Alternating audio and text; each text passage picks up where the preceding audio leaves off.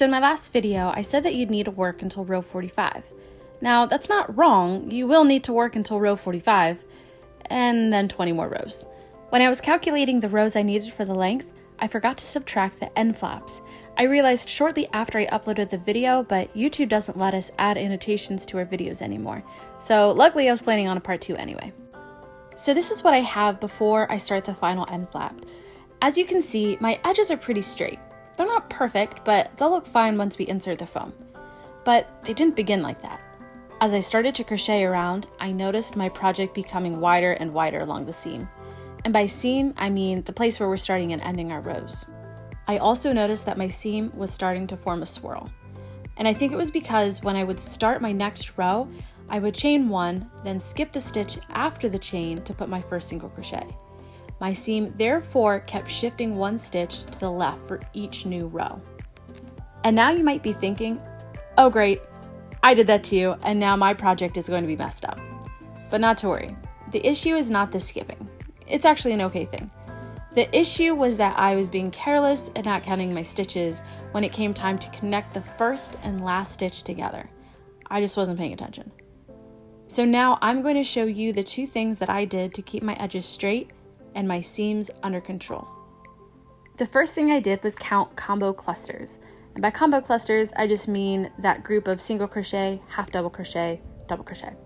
So instead of counting my individual stitches to 93 after each row, I'd wait until I got to the rows where I was doing the combos, and I just count them to 31.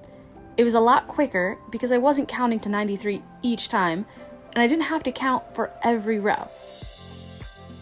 The next thing I did was change the way I was connecting my work to the beginning of my row. I also used a paper clip, that way I could move it up, because after a while I couldn't see the pink yarn anymore. So I wanted to explain this with a picture because I think it's easier to understand. So what I'm saying is, originally the way that I did it at first, all right, so this is the beginning of the row, because remember we're crocheting around, all right, so I'm coming to the end. I'm on the combo row because you can see I have a single crochet, half double crochet, this would be a double crochet. So here's my double crochet. What I was doing is I was then connecting my slip stitch to this chain here. So you're looking at that bump, it's the very first start of the bump. So what I would do is I would slip stitch into the chain, I would then chain one, and then I would skip the first stitch. So in that case, that would be this stitch here. I would skip it and then do the single crochet or whatever, depending on the row I was on, and then do that all the way around. So as you can see, here's my single crochet. Now here's my next single crochet. If the pattern continues, single crochet, single crochet, single crochet, it would just keep going at a diagonal. And since I'm crocheting it around, it would create a swirl eventually. So that's what I was talking about when I said that my seams were swirling. So how I fixed it, okay, is, let's say this is my double crochet.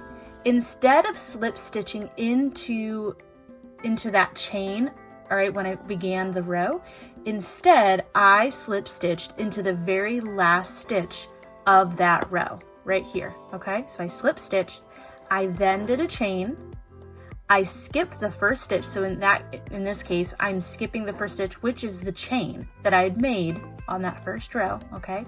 So I'm skipping it, and then I'm single crocheting into the next stitch. So the single crochet is now right on top of my original single crochet, all right? Or let's say that this row was all single crochets, all right? Then same thing, I would be single crocheting on that first stitch. So my single crochets are now all gonna be lined up and I'm not gonna be swirling. I think in the part 1 video, I had showed you guys to do it into this one. I mean, it might still work.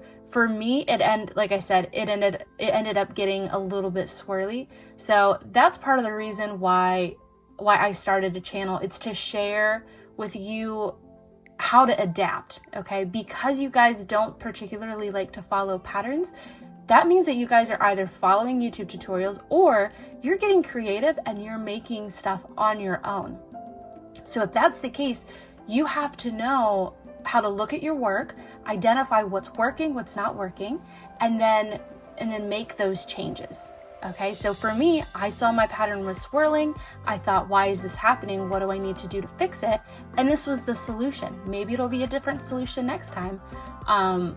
But I feel like sharing my mistakes with you hopefully can help you guys learn. I know it helps me learn. And it just makes for a more informative video. Now for the next part, I did want to explain a little bit of what I did, because there's two different ways that you can do this next part, creating the last end flap. So if you are a beginner to intermediate crocheter and you are just looking for a YouTube tutorial to help you make a kitty couch, and you don't need it to be absolutely perfect, in my opinion, the way that I show you in the video is the easiest way to do that.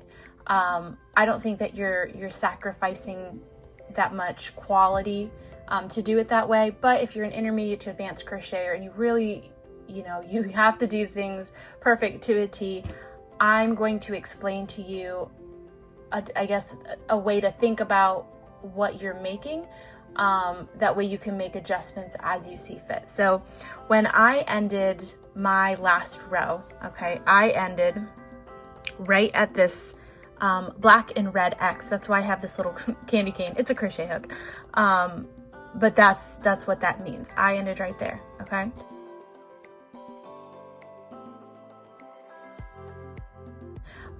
If we think of the thing that we just made as, I think of it as a pillowcase, but maybe a better way to think about it is like a mailing envelope, one of the large ones that you send documents in, okay? So if you look at the two edges, you have what I call true sides, okay? So we have an X here and an X here. In the video, what I do is I cut my yarn from the black and red X, and I tie it to the true side, and I begin making my flaps there. Here's the thing though. We have to insert a 2-inch thick piece of foam. Okay, we're stacking the two 1-inch pieces together, and we need to insert it inside of here.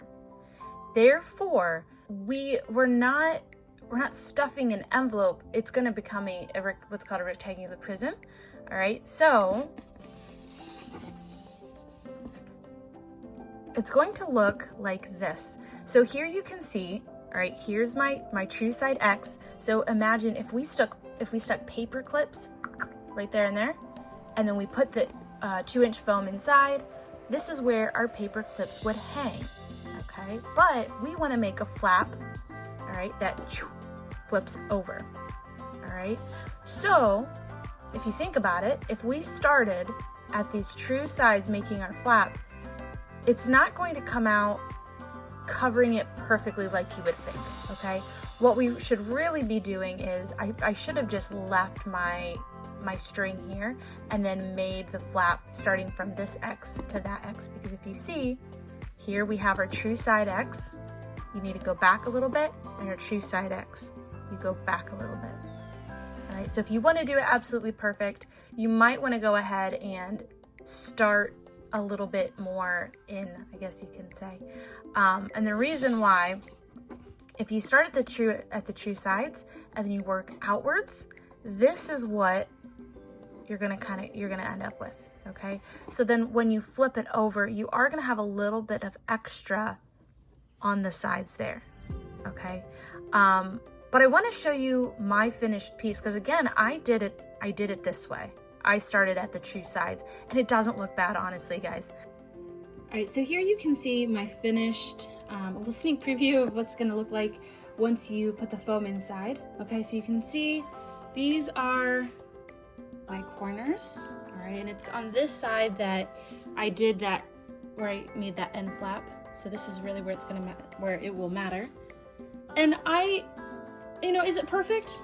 No, it's not perfect, but I just don't think that it is. I don't think it looks that bad that you've got to do a bunch of math and counting and figuring out, And what I would do is I would pick the corner that you like the best on this side, put that in front, and put the other.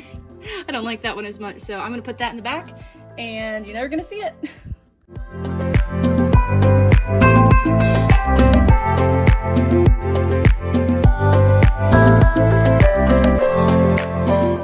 Thank you so much for watching. If you'd like more tips, tricks, and tutorials on crocheting, it would mean the world to me if you liked and subscribed below.